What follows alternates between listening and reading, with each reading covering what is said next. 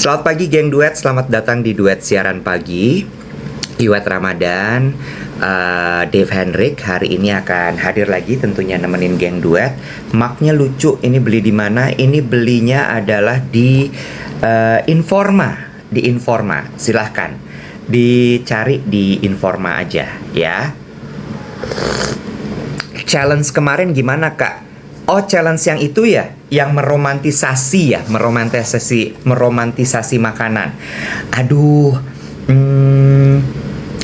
kayaknya kemarin nggak ada yang nge-tag aku ya, nggak tahu deh kalau misalnya nge-tag Dave Hendrik. Mungkin mereka udah pada putus asa gitu kalau nge-tag sama mention aku, jadi mereka nge-tag mentionnya Dave Hendrik. Ya, hari ini Informa ya, guys. Maknya racun duetnya ini nggak racun duet. Ya boleh kalau misalnya mau dibilang racun duet juga. Cuma aku lagi nggak sabar banget nih untuk nungguin sarapan pagi aku. Spill nggak isinya apa aja sarapan paginya. Jadi ini tuh aku bawa Pyrex gitu. Terus abis itu aku taruh brokoli di paling bawahnya. Terus abis itu aku kocok telur. Lalu kemudian aku masukin ke situ, aku tumpahin, aku cemplungin. Terus kemudian aku ancurin tahu putih. Lalu kemudian aku taruh juga lagi di situ. Terus aku diserut tipis kentang. Aku taruh lagi layer di atasnya. Kemudian aku taruh daging yang tipis-tipis itu aku taruh juga di atasnya. Terus kemudian aku siram telur lagi. Abis itu baru kemudian aku air fryer. Aduh, harusnya sih enak. Cuma nggak tahu nih. Oh iya dong, kasih garam sedikit sama merica, udah pasti. Nggak pakai keju, karena itu aja menurut aku kalorinya udah tinggi banget. Cuma aku nggak tahu nih, dia akan bisa ngeset atau enggak gitu ya. Coba ya, aku lihat sebentar ya. Takutnya angus, guys. Aku takutnya angus. Nah, oke. Ini lumayan dan set nih. Bentar ya. Repot. Aduh. Ya, namanya juga nambuk ya kan. Tuh.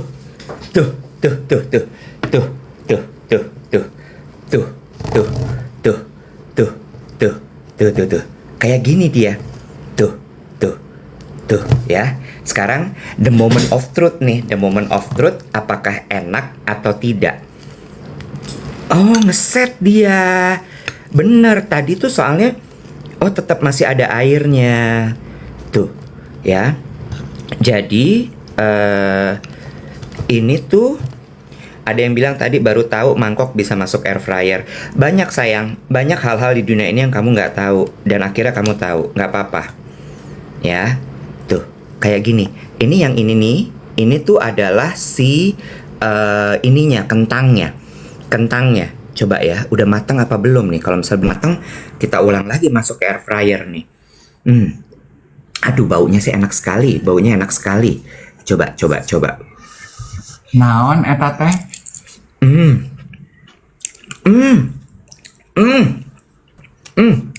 Delicious. Delicious. Ini isinya telur, daging, lalu kemudian brokoli, ya, lalu kemudian telur sama tahu. Aduh, so good. Cawan mushi, kayak cawan mushi gitu ya? Kayak pastel ya, lebih kayak pastel. Tapi ini kayaknya kentangnya belum matang deh. Tapi atasnya udah hampir bikin gosong. sendiri? Gimana ya? Bikin sendiri. Lu bikin sendiri?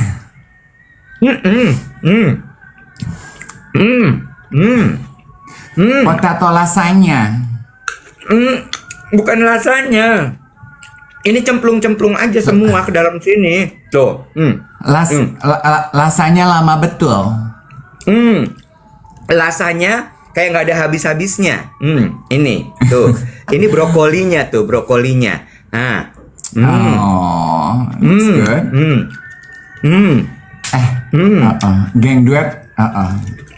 Geng duet, maaf ya kalau tadi ada yang udah notice tuh gini. Oh, hari Rabu ya pengajiannya udah mulai. Iya. Aku udah coba menutup dengan sangat rapat pintunya, tapi kalau masih bocor ya dimaklumi aja ya, namanya kita hidup bertetangga ya. Wat, itu tadi lu bilang kentangnya nggak akan matang. Karena kan kayaknya di air fryer harus di boil dulu sebelum masuk air fryer. Air fryer nggak bikin matang nggak sih? Atau dia nggak cukup tembus untuk kentang? Maybe ya. Matang. Cuma ini kayaknya kurang lama aja sih menurut gue. Tuh.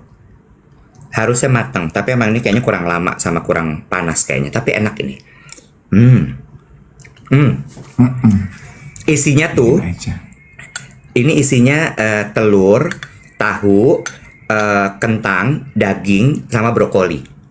Tinggi protein, kaya serat, tapi kayaknya tinggi kalori sih menurut gue. Iya kentang, nggak apa-apa lah. Tapi kentangnya tipis begini nih, tuh. Diserut dia. Oke. Apa di air fryer lagi sedikit lagi ya? Air fryer sedikit lagi ya? Harus lu boil dulu deh. Kalau di air fryer nanti kentangnya gosong. Well, dicoba aja. Gue soalnya bukan pengguna air fryer. Kalau lu lebih ahli pakai air fryer, gue bahkan nggak punya air fryer. Adik gue tuh yang punya air fryer. Benar. Selamat pagi semua. Aku sambil sarapan ya, sarapan prakarya aku hari ini. Ini tuh juga inspirasinya dari TikTok kemarin lihat. Kan banyak tuh orang yang bikin menu-menu diet cemplang-cemplung gitu. Terus gue tiru aja. Nggak ada salahnya kan kita niru hal-hal baik gitu. One pot meal.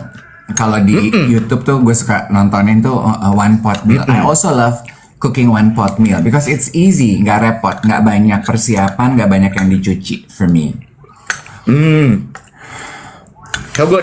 Selamat pagi Nasya, selamat pagi. Kemarin katanya kita menyebut Nasya, Fakultas Ilmu Budaya UI 25. Hai Nasya, semangat kuliah hari ini ya.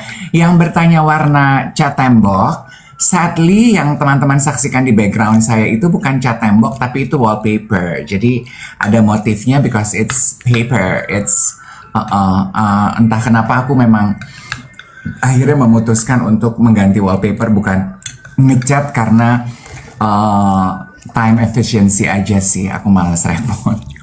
By the way, Nasya kuliah di UI ya? Iya, Fakultas Nasya Ilmu mau tanya. Budaya UI. Nasya mau tanya dong, terus gimana tuh kabar kelanjutan dari kasus 16 orang mahasiswa Fakultas Hukum UI yang terlibat di WhatsApp grup membicarakan hal-hal anonoh? Ya. Betul. Itu Lu udah ke-update belum soal itu? udah web, karena kemarin Terus? kan aku sambil kerja tuh ada waktu diem kan, maksudnya seminar apa-apa gue banyak nganggur, jadi gue ngikutin tuh perkembangannya di sosial media. Plus Hana juga mengirimkan beberapa updates dengan request, Kak Div ini hot issues banget gitu. Ada baiknya kita juga ikut membahas dari point of view yang empathetic gitu, bukan judgmental. Aku bilang Hana, aku setuju, coba ya aku menyaksikan dulu. Pasti teman-teman juga udah terpapar dengan pemberitaannya ya.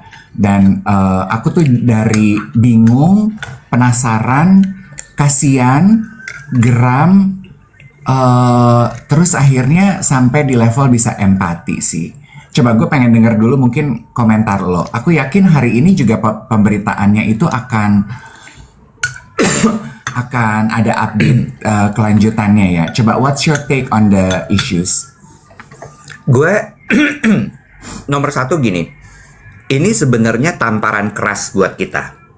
Tamparan keras bukan hanya mengadres masalah pelecehan yang dilakukan atau obrolan yang tidak sepatutnya dan sepantasnya, sehingga kan di situ dibilangnya adalah hal ini membuat ketidaknyamanan di lingkungan sivitas, lalu kemudian jadi ada ketakutan karena takutnya kemudian perempuan dijadikan objek lalu dibahas ramai-ramai di dalam WhatsApp group ya, atau sebuah forum gitu. Tapi menurut gue ada satu hal yang kemudian jadi pelajaran besar buat kita. Satu adalah kita kayaknya harus relook, kita harus melihat kembali bagaimana kita bercanda ya, karena menurut gue ini tuh sesuatu yang selalu dianggap sebagai biasa, cuman obrol-obrol gitu aja gitu. Kemudian yang kedua, orang tuh nggak sadar sekarang bedanya antara ruang publik sama ruang non publik. Dipikir batasnya WhatsApp tipis. group itu, iya, dipikir WhatsApp group itu adalah ruang pribadi. Enggak, sayang. Ketika lo sudah melibatkan orang lain dalam hidup lo, itu bukan lagi ranah publik. Itu udah masuk ke dalam itu bukan ruang pribadi, itu sudah masuk ke dalam ranah publik. Gitu. Dan apapun bisa terjadi di situ. Nah, itu orang nggak sadar. Lalu kemudian yang ketiga, peran orang tua. Menurut gue, anak-anak itu nyontoh loh. Di keluarganya mungkin hal seperti itu dianggap biasa. Bercanda seperti itu. Sehingga terbawa keluar. Tapi gue nggak ngejudge ya. Cuma gue melihat seperti itu. Plus satu lagi. Maaf ya. Ini nggak cuma terjadi pada perempuan loh. Laki-laki juga kena. Dan yang melakukan adalah perempuan. Kalau gue screen capturein DM gue, lo akan kaget. Perkara gue pakai olahraga pakai celana pendek dikomentarin. Aduh pahanya. Gue sampai gini. Dude. Gila ya, lu perempuan loh. Lu bisa komentar begitu. And menggunakan tutup kepala. That is crazy. Lagi. Gue weekend biasanya nggak cukuran kan. Terus gue put selfie. Aduh brewoknya.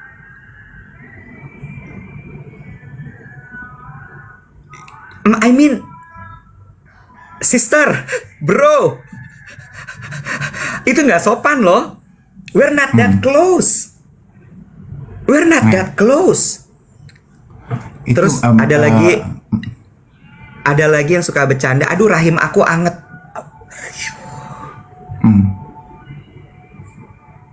Bener nggak?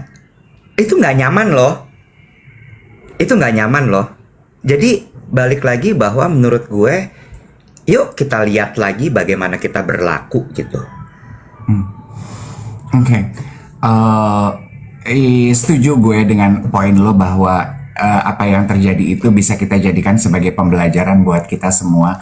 Berbalut di dalamnya adalah mungkin kebiasaan kita untuk menormalisasi bercandaan yang konteksnya quote unquote adalah bercandaan tongkrongan yang akhirnya kita bawa ke grup chat, ke DM gitu, keseluruhan pribadi gitu, yang akhirnya menjurus kepada kekerasan seksual.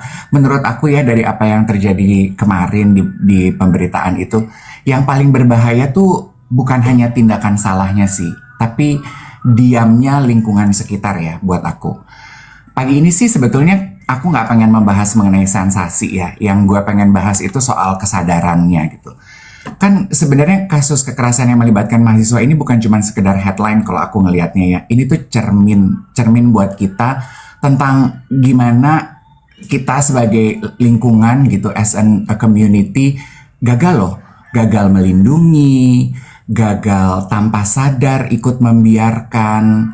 Ya nggak sih? Kita mungkin mulai yang paling basic dulu deh, consent. Persetujuan itu tuh bukan asumsi loh. Bukan hanya karena diem terus lo dianggap iya. Bukan karena kita deket terus merasa berhak. Consent itu harus jelas, harus sadar, dan harus diberikan tanpa tekanan ya, for me.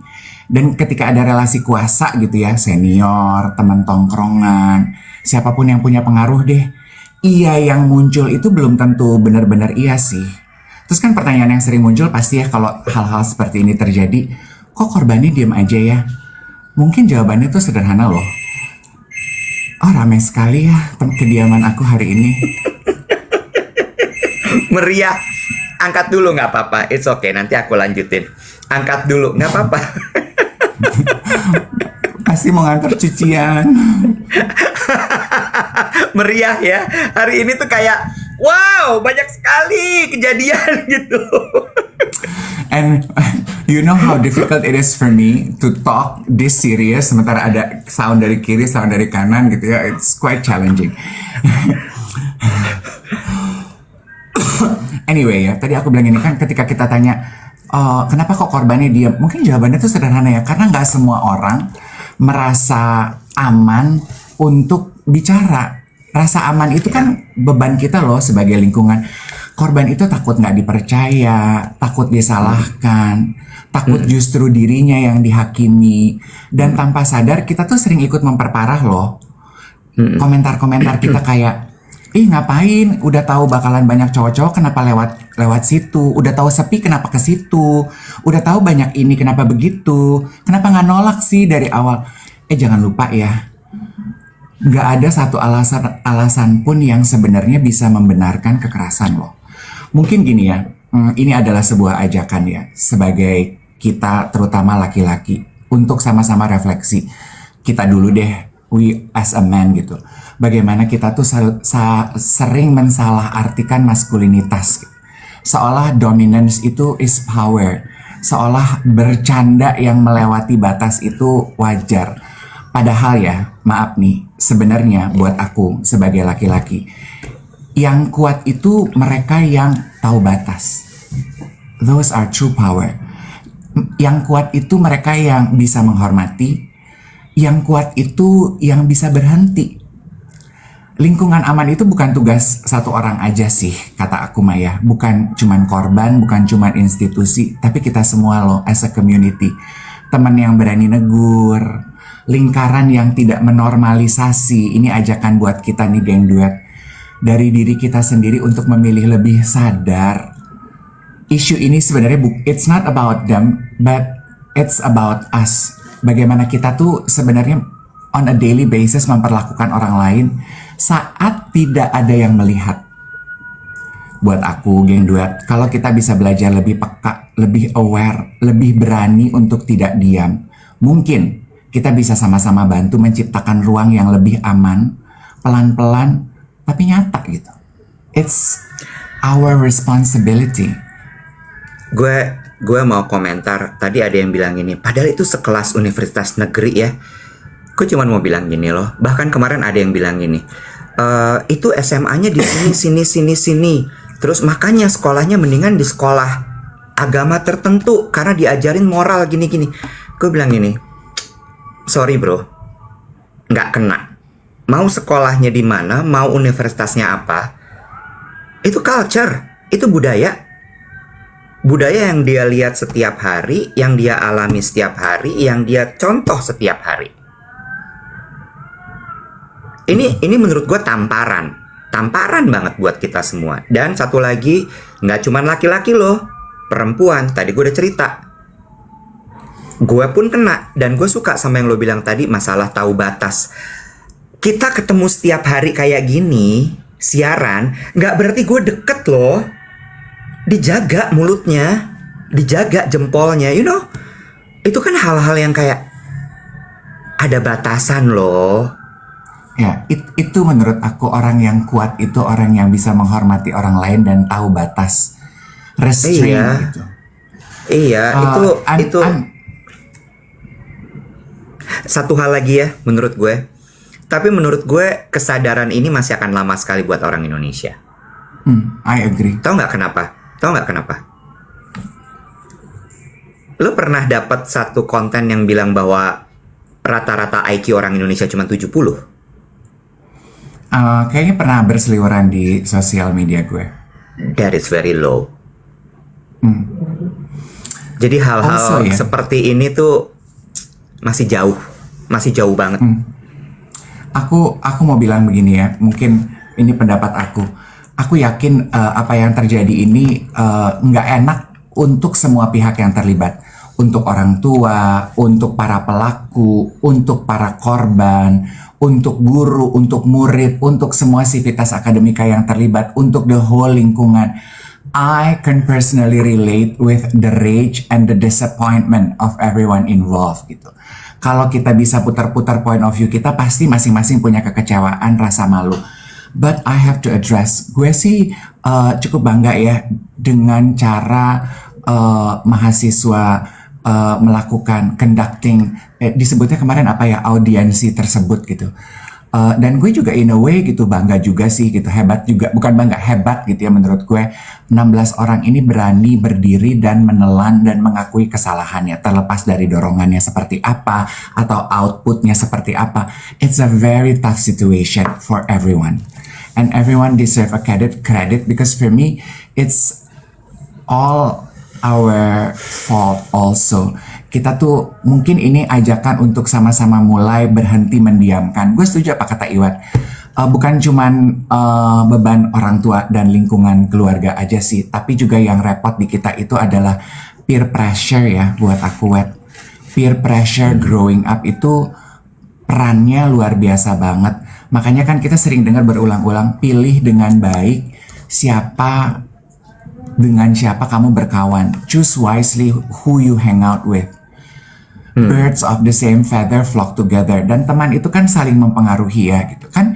Kalau tadi ada yang bilang, aduh whistleblowernya pengen tahu kayak apa ke depannya. Aku baca ulasannya disebutnya ternyata bukan whistleblower ya, justice apa gitu. Kalau whistleblower dia tidak ikut serta di dalam aksi tersebut. Tapi kalau dia ikut serta di dalam aksi tersebut disebutnya justice apa gitu, orang pohok gitu. Aku sih acung jempol ya, dia berani came forward to public karena dia udah merasa nggak nyaman gitu. Itu kan melawan peer pressure banget tuh. Restorative justice, thank you.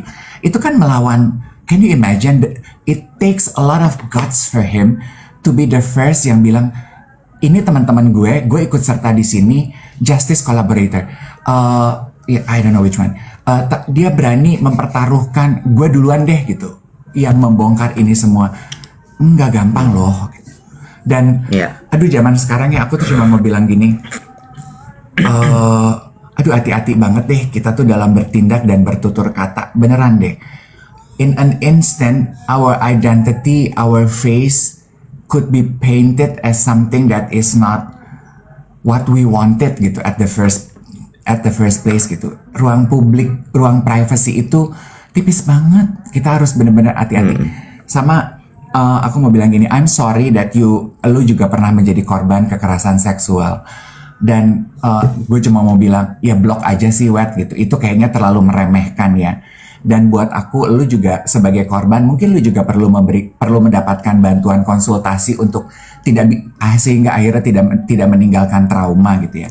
To be fair, teman gue nanya gini, why are you so invested gitu on these issues gitu? This is a very delicate issues loh. Are you sure you want to share this on Duet Siaran Pagi? Gue bilang, I think I'm sure. The reason is why. The reason is very personal. Sama seperti Iwet, gue udah kenyang menjadi korban kekerasan seksual. You name it. And I sat silence all these years karena gue yakin kalau gue cerita, yang disalahkan pasti gue. Yang disalahkan udah pasti gue. Bahkan terakhir, ini cerita yang gue simpan.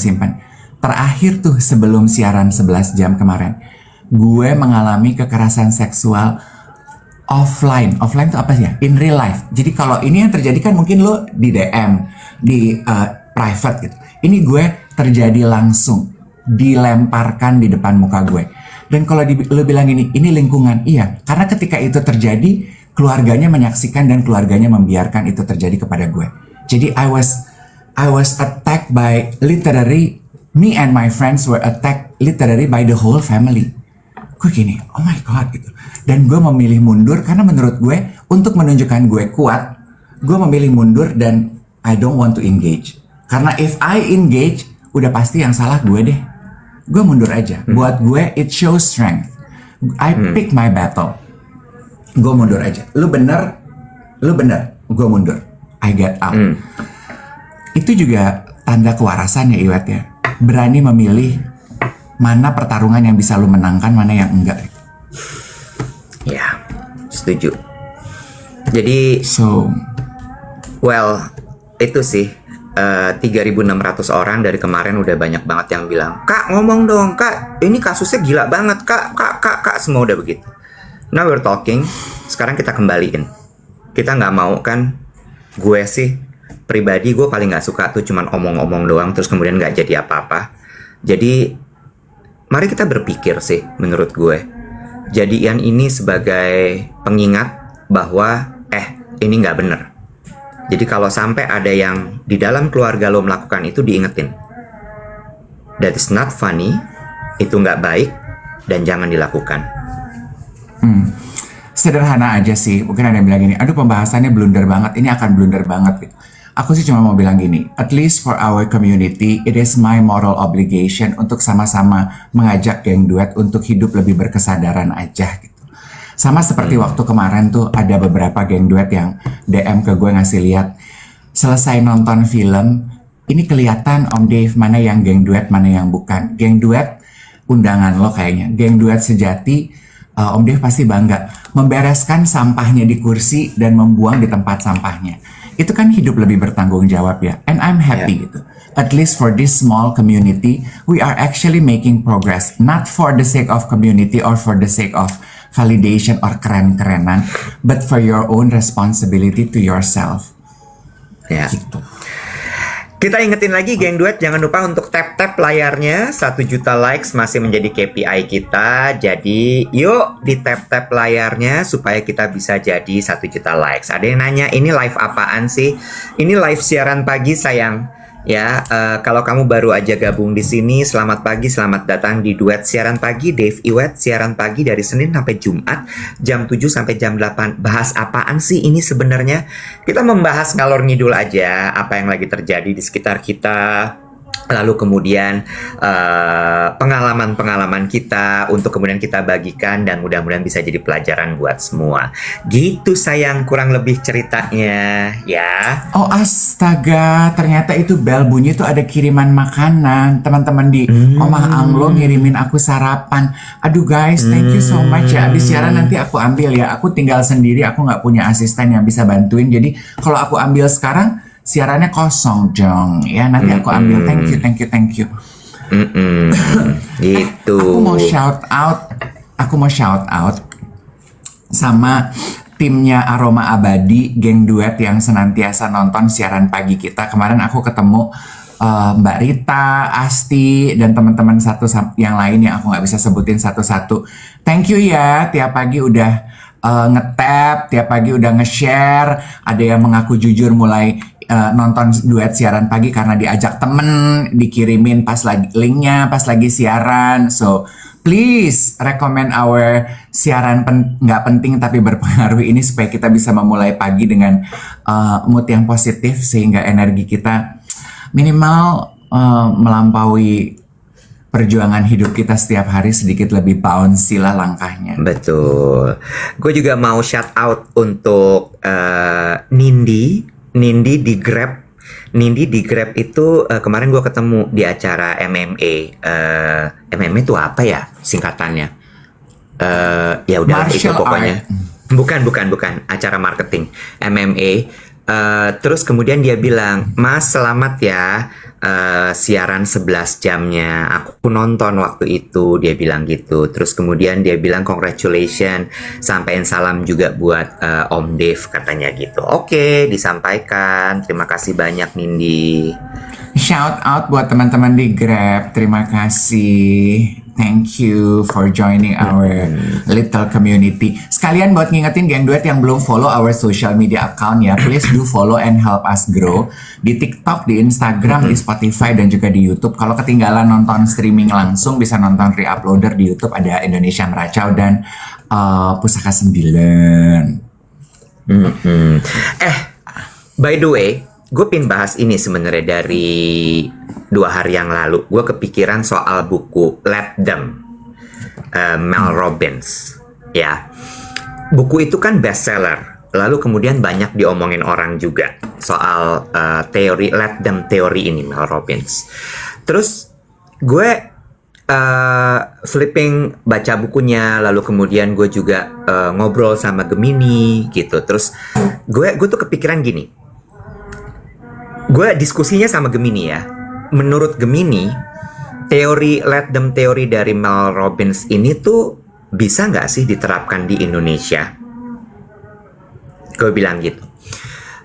Karena di Indonesia budayanya itu kan gue masih belum tahu istilahnya. Budayanya kan sangat kekeluargaan, lalu kemudian berkelompok. Ternyata itu namanya budaya komunal.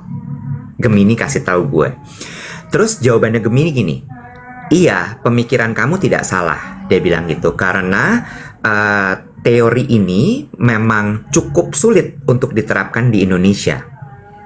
Karena begitu lo menerapkan ini secara, apa ya istilahnya kayak as it is, itu jatuhnya lo akan jadi dianggap sebagai orang yang sombong, orang yang egois, tidak mau mendengar, dan lain sebagainya. Jadi kalau Gemini bilang, memang harus dipilih-pilih untuk menerapkannya, terutama di Indonesia. Nah, yang pengen gue bahas gini, kan banyak sekali sebenarnya teori-teori buku-buku yang beredar di luar sana, ya. Tapi ternyata tidak semuanya bisa kita terapkan di Indonesia, gitu. Pertanyaan gue terkait dengan si let them teori ini, gimana menurut lo? Do you think let them teori ini bisa serta-merta kita terapkan di Indonesia? Menurut aku ya, good questions. Menurut aku nggak cuman let them teori sih. Gue setuju. Banyak, ini kan? juga, yes, ini juga. This is what I always do. Setiap kali gue mendapatkan inspirasi. Inspirasi itu kan bisa dari melihat podcast orang, nonton film, baca unggahan sosial media, narasumber ahli, baca buku gitu. Gue serap yang disampaikan, terus gue kunyah pelan-pelan, gue sesuaikan dengan kebutuhan gue dan tempat gue berada, lingkungan. Nah, secara spesifik mengenai let them teori, ini menurut gue setuju sama lo, 50-50 lah. Ada beberapa part yang bisa diterapkan, ada beberapa yang nggak bisa. Pasti karena kita ini komunal, dan sehingga kita itu embedded in us adalah nggak enakan. Tapi gue melihat cheat sheet-nya gini. Kalau gue bisa memutar point of view jadi gini.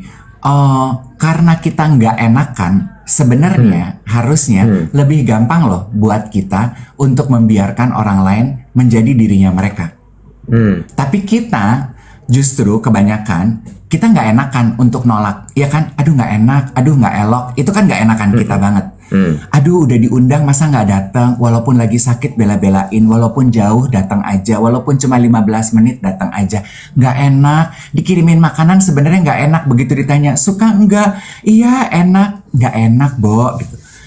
Tapi sebenarnya kan kalau teorinya si Mel Robbins bilang gini ya, let them tuh artinya salah satu poinnya, kalau nggak salah ada 3 deh. Salah satu poinnya adalah kita harus belajar membiarkan orang lain menjadi diri mereka sendiri. Betul. Poin gue adalah gini, iya kenapa kok kita kayaknya lupa kalau kita nggak enakan ketika kita mulai mengontrol hidup orang lain. Kan kita kepo banget ya. Itu kan bagian dari nggak enakan, tapi kita kepo. Nggak enakan tapi kita doyan banget ngatur hidup orang. Kan kalau di teorinya si let them, biarin aja, let them be who they are. Kalau itu sih buat gue ya, let them be who they are dan terima mereka as they are. Nah, kita sebagai orang yang nggak enakan harusnya kita rasa nggak enak ketika kita udah mulai ngatur orang lain. Biarin aja sih, let them gitu.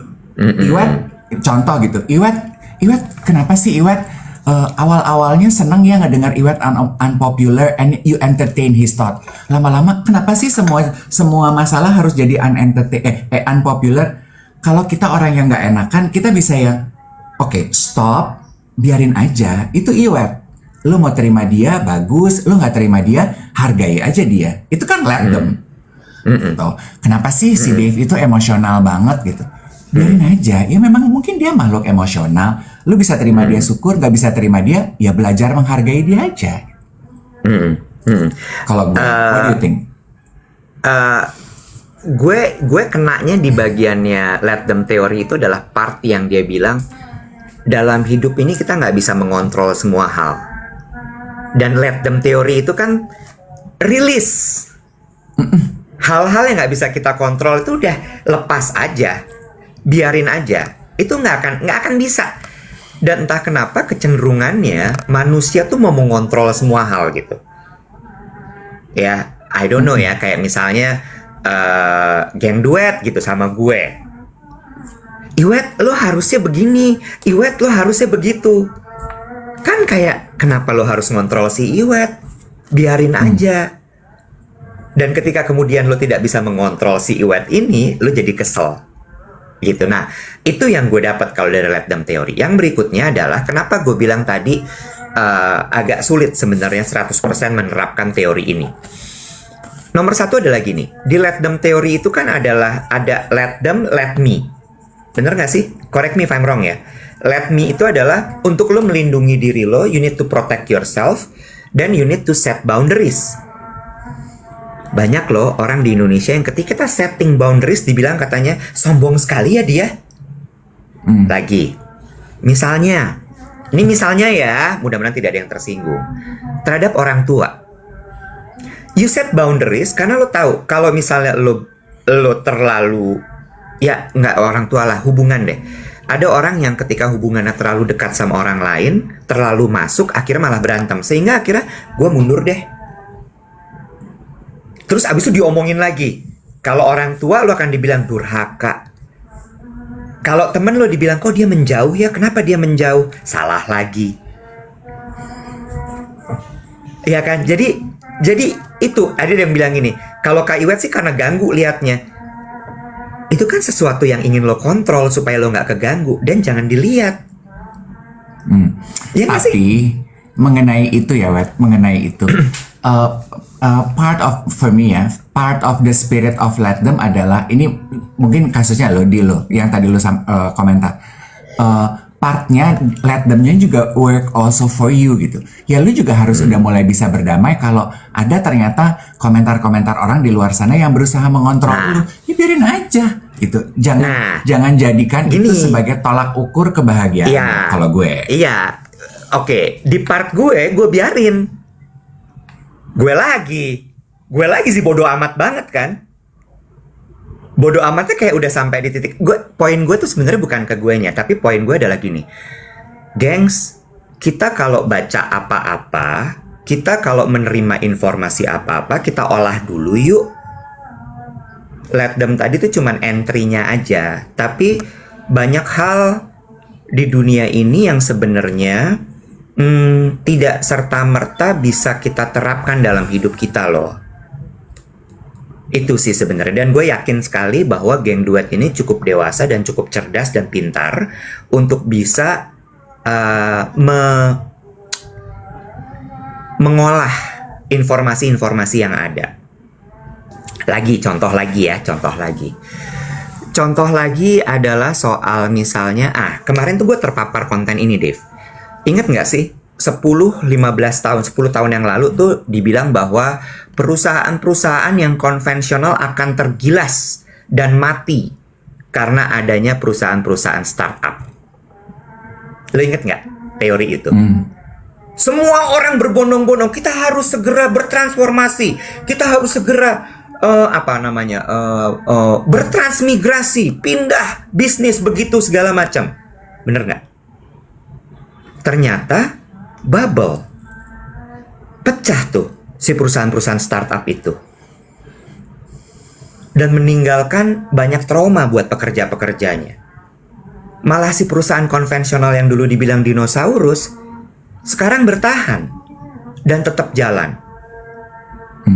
Nah itu sebenarnya salah satu contoh lagi bahwa pelan-pelan yuk kalau kita mendapatkan informasi, jangan serta-merta langsung ditelan bulat-bulat, karena bisa jadi itu adalah satu cara dari pembentukan narasi yang membuat kita kemudian jadi kayak, oh gue setuju.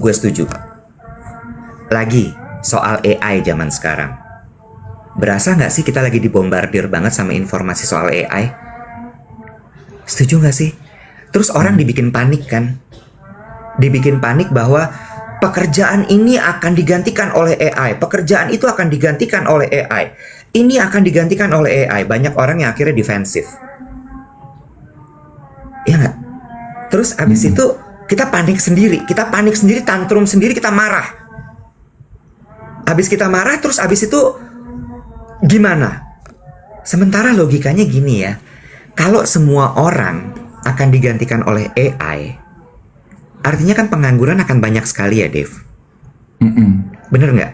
Kalau pengangguran banyak sekali, tidak ada daya beli loh, karena nggak ada pemasukan, right? Terus kemudian kalau misalnya semua orang nggak punya pemasukan, yang beli barang tuh siapa?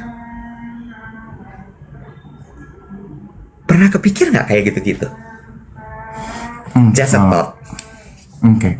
Ini arah lo maksudnya gimana nih? Buat mereka yang sengaja menggulirkan narasi out of fear gitu, maksud lo berusaha nyolek. Did you guys think kalau ketakutan yang kalian ciptakan melalui narasi-narasi itu justru membuat perekonomian makin seret gitu maksud lo? Gini, gue nggak akan bisa mengadres ke mereka, Dave. Nah terus apa dong buntutnya dari kalimat lo tadi tuh kemana tuh? Buntutnya adalah kitanya yang lebih berhati-hati. Kenapa gue bilang gue nggak bisa mengontrol mereka? They are a lot more powerful. They have a lot more money untuk menciptakan narasi itu dengan mengguyur berita. Mereka punya teknologinya. Mereka bisa melakukan itu. Nah, kitanya yang jangan sampai ke bawah. Itu yang sebenarnya kan balik lagi tadi soal let them teori juga kan. Hati-hati.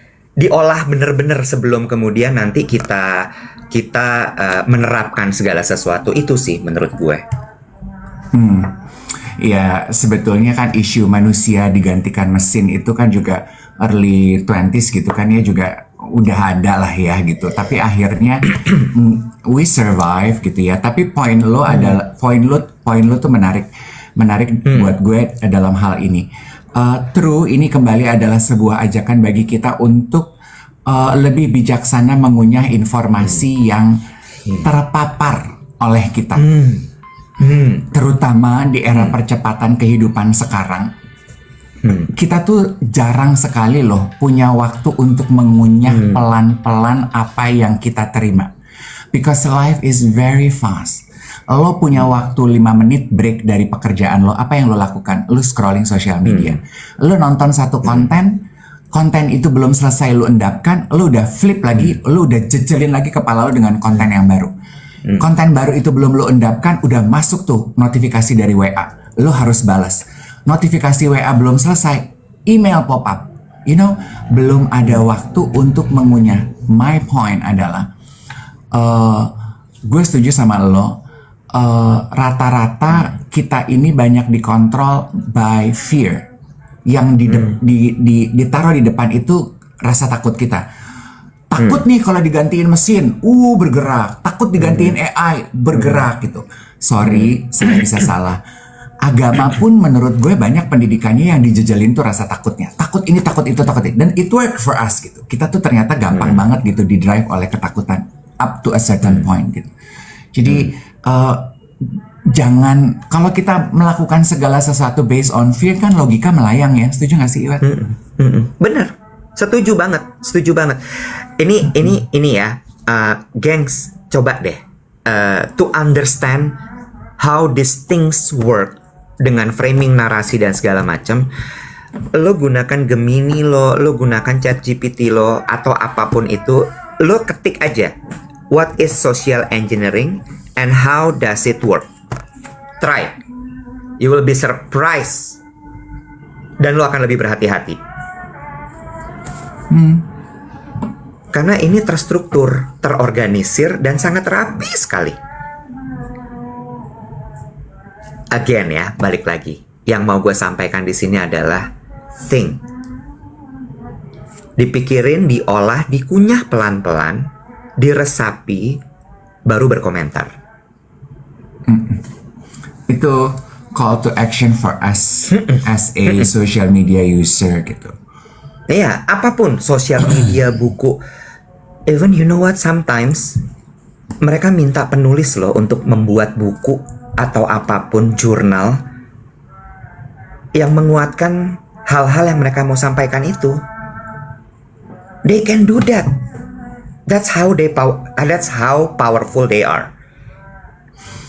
You know what? I don't know ya. Maybe it's true or not gitu ya. Actually what we are doing also from our platform ini kan juga social engineering gitu. Kita mengajak geng duet komunitas kita untuk lebih berhati-hati dalam mengunyah informasi. It's also part of social engineering, don't you think? Nggak tepat. Kita mencoba tapi kita nggak sampai social engineering, karena kalau social engineering itu lebih rumit. Lo harus melibatkan pemerintah, lo harus melibatkan media yang kredibel, lo harus melibatkan lebih banyak orang, dan itu semua diorkestrasi dengan detail. Bertanya. Kalau lo mau jawab, I would be very happy to gain new knowledge gitu. Kalau lo merasa it's too sensitive ya, atau lo merasa I don't want to share this gitu, ya nggak apa-apa juga. Gue merasa lo tuh punya keen interest terhadap narasi, propaganda, social engineering gitu. Pertanyaan gue adalah ini, what drive this interest from your part gitu? Apakah lo terlibat project sesuatu yang harus mendorong lo untuk mendig deep mengenai social engineering, and then lo tahu sesuatu dan lo berusaha menyampaikannya, tapi spill lo tuh tipis-tipis banget di komunitas ini. Apakah spillnya tipis-tipis itu karena security reason gitu, atau lo terlibat project yang very confidential gitu yang kita nggak tahu gitu?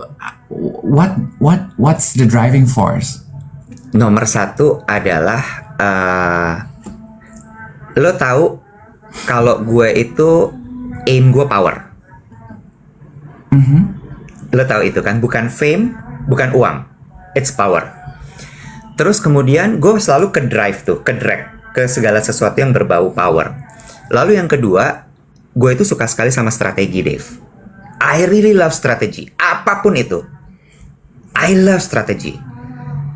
Yang ketiga, gue berkenalan dengan ini tanpa harus gue sebut projectnya, tapi kalau misalnya teman-teman cari berdasarkan tahun ya, lo pasti akan tahu. Gue terlibat dalam sebuah project yang sangat besar sekali tahun 2016-2017. 2016-2017, project yang sangat besar sekali, bahkan bisa sampai jadi isu nasional.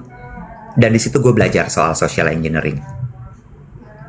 Di situ gue tahu bahwa oh kayak gini caranya. Semenjak itu, gue ngelihat semua hal tuh bener-bener gue telaah satu-satu. Oh, dan itu kelihatan polanya begitu lo tahu gitu. Yang ini ngomong, yang itu ngomong, terus kemudian nanti ada ini berita, ada itu kejadian semuanya. Gitu. Lalu Dan pemahaman itu membuat lo menjadi. Nah, gue melihat dari pengalaman itu, gue ngeliat gini, wow, ini bisa mengontrol banyak hal. Wow, ini bisa mengubah banyak hal. Wow, manusia bisa jadi berubah gara-gara ini. Wow, manusia bisa jadi berantem gara-gara ini. Di situ gue makin mendalami. Gitu. Oke. Jadi your past experience sebetulnya. My past experience. Dan gue cuman gue pengen berbagi aja gitu. Jangan sampai lu jadi salah tangkep gitu sih. Duly noted. Aku penasaran tadi ya, aku tanya ke AI. Social engineering is a psychological manipulation technique where attackers deceive individuals into revealing confidential information, spreading malware, or granting unauthorized access to secure systems. It exploits human traits like trust, fear, or a willingness to help rather than hacking software directly. Yes. See? Ini mind trick. It's a mind trick. Makanya itu yang gue selalu bilang, hati-hati, ditelaah baik-baik, gitu. Oke. Karena message itu kan repeating tuh dari lo. Gue pengen tahu aja what pique your interest. Gitu ceritanya. Kurang OMG! lebih. Dari laporan dari satpam aku di bawah, Oma Anglo ngirimin sarapan banyak banget. Aku mau bawa ke Kardea, aku bagi-bagi di tempat pilates aku. I don't think I can finish everything. OMG, sisa 10 menit, let's end on a lighter stories. Lo tahu apa? Lo ingat Let's go. Gue tuh kan belum pernah nyobain makan di Suma ya. Lo ingat kan waktu itu lo bukan sih yang cerita lo pernah makan di Suma terus lo belum pernah gitu? Is it Suma? Suma yang mana ya? Suma yang di mana sih? Di Blok M, di negara Blok M. Bentar, yang tempatnya industrialis restoran Jepang yang minimalis banget. Aduh bukan. Bener. Lah, Ih, bagus ya, gue kayak bawa merek. kayak Gua bener tapi bukan. Yang mana ya Suma ya? Jadi Suma itu ya, jadi gini, aduh, numpuk nih. Gue tuh kemarin diundang sama Lamer, shout out ke teman-teman di Pulau Mahoni dan Estee Lauder Company, geng duet.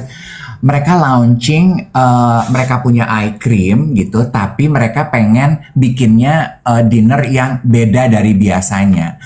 Undangannya tuh di Nirmala Kinesthetic Art Space. Jadi itu adalah art space yang artnya itu kinesthetic base gitu. Jadi yang bergerak-bergerak. Jadi lu bisa bengong di situ, menikmati seninya sambil contemplative moments gitu. Nah, di salah satu di samping Nirmala itu dia satu sister company-nya restoran namanya Suma. Gue suka lihat tuh kalau temen gue wedding anniversary makan sama suaminya di situ, makan sama istrinya di situ. Mereka tuh punya fine dining experience 7 or 12 courses dengan beda-beda chef. Jadi masing-masing chef bikin volume 1. Nah, sekarang udah volume 6. Nah, kemarin dia bikin makanan-makanan puyeng gitu untuk Lamer yang diinspirasinya adalah hidangan-hidangan laut. Aduh, Iwet, gue duduk bersebelahan sama Ayla Dimitri. Ayla kayaknya regular customer dari Suma. Jadi dia gini, Kak, yang ini enak, kamu harus cobain. Enak. Makanannya tuh cuma segini-segini, Wet. Gue udah post di story gue. Gue tadinya sempat antipati ya. Aduh, lidah gue sanggup nggak nih? Ada yang makanannya tuh kayak foam rambut. Lo tau kan foam rambut yang dikocok putih gitu? Di dalamnya daging gitu. Terus ada satu yang impresif.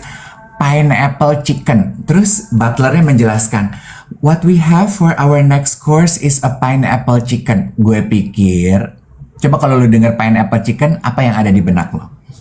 Ayam asam manis. Ayam dimasak pakai nanas gitu kan? Iya, yang bumbunya merah. Ternyata ayamnya tampil pucat gitu ya. Ternyata itu ayam semasa hidupnya dia hanya makan nanas. oh, jadi meresap ke dalam daging macam ikan sapu-sapu makan lumpur timbal di Sungai Jakarta.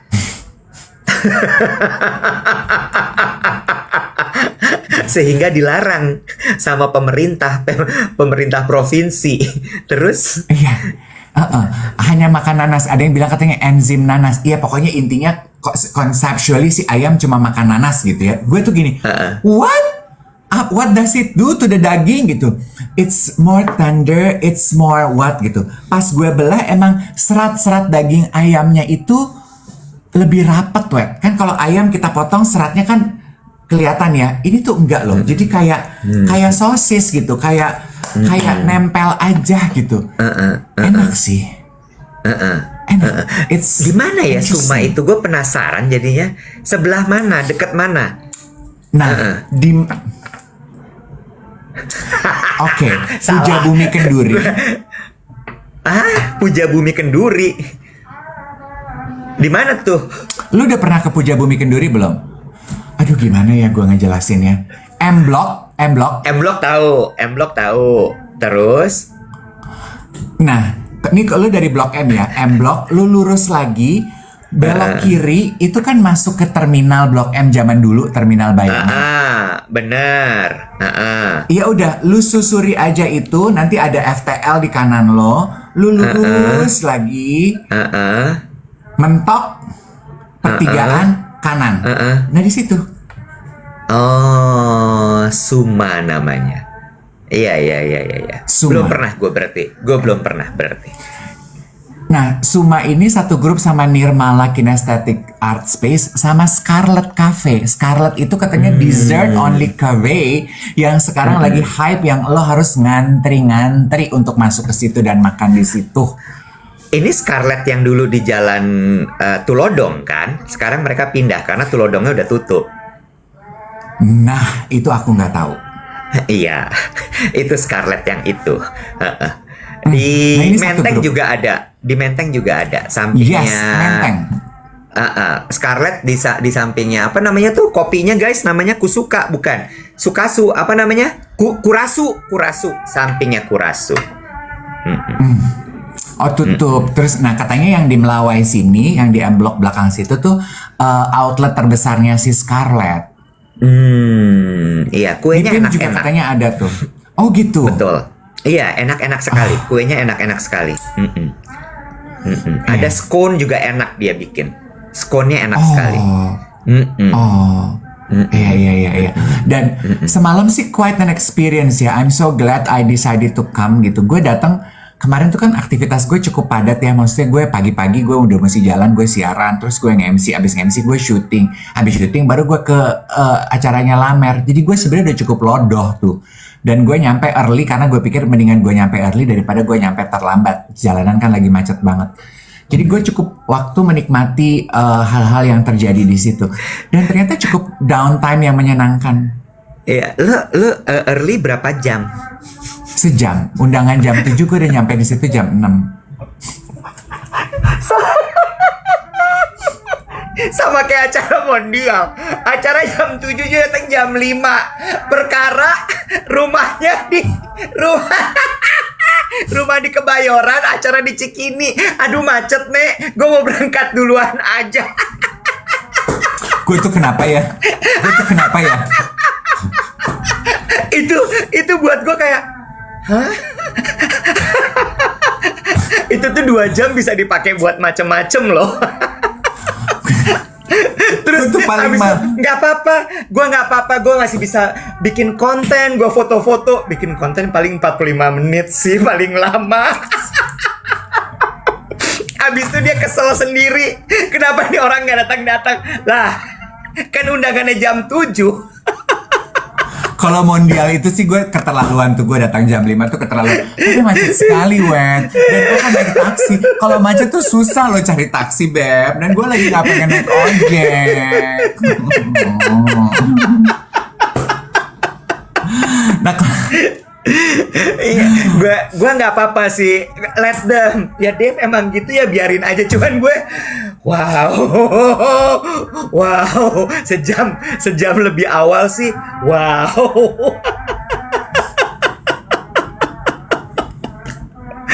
Mondial gong sih, 2 jam sebelum tuh kayak, hah, dia udah nyampe, sebentar gue masih meeting.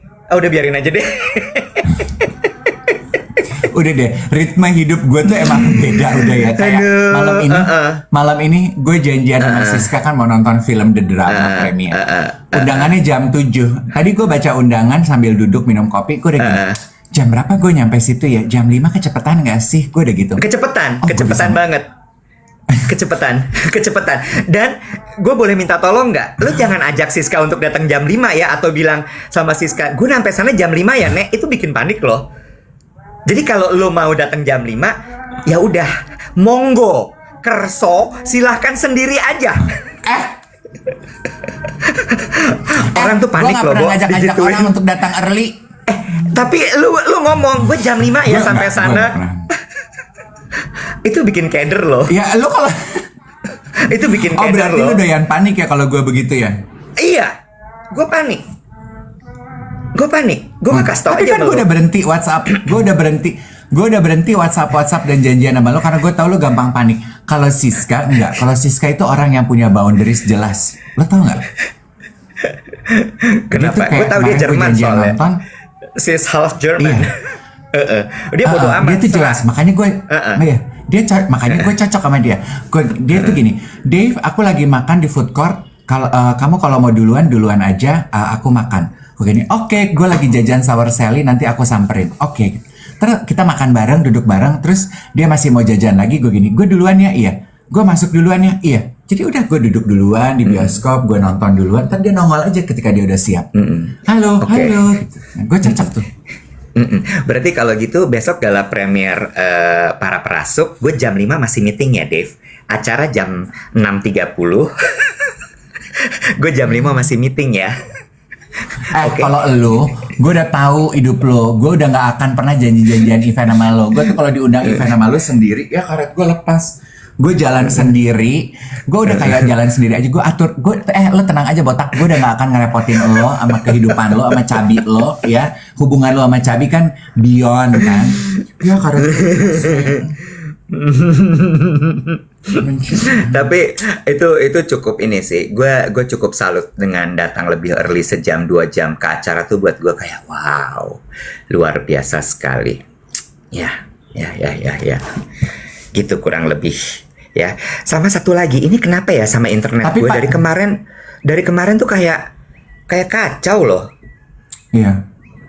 Enggak, Dari kemarin. Kayaknya teman-teman gue juga mengeluhkan hal yang sama kok udah beberapa hari ini. Di tempat gue juga internetnya lagi jelek banget. Ini makanya gue pakai kuota handphone. Gue pakai AM3 gue. My internet Gitu. also very bad. Wifi ya, Wifi bukan ininya, Wi-Fi-nya. bukan si teleponnya. Gitu kurang lebih. Om Dave kemarin- kita belum nyampe nih 1 juta likes. Om Dev kemarin berapa jam bikin rambutnya? 1 jam. Aku selalu kasih batasan sama Mbak Ani kalau bikin rambut mau ngapa-ngapain 1 jam. Lo hari ini nge-MC lagi? Rambut lo masih lo kepang begitu? Enggak, hari ini gue centil aja. Gue mau pilates, terus gue mau event nanti malam kan. Kan pokoknya batasannya 2 hari. Oh, jadi nih rambut mau lo pertahankan sampai malam ini ya? Iya dong, gue mau gala premier ketemu Robert Pattinson sama Zendaya, Beb. Oh, malam ini Robert Pattinson. Tapi Robert Pattinson nggak datang kan? Dia by Zoom ya kalau nggak salah ya, nanti hadirnya ya. By Zoom. By doa aja, Beb.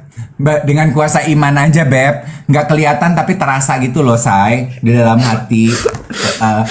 Ya kayak hubungan-hubungan hubungan LDR gitulah, Beb. Nggak ada tapi terasa dalam hati lo. Bodoh amat, terserah. Geng duet, ini sudah hari Rabu. Semoga minggu ini menyenangkan, tidak terlalu terburu-buru. Geng duet mendapatkan waktu yang tepat untuk beristirahat dan melakukan semua kewajibannya. Amin. Always take time to pause and breathe, everyone. Amin.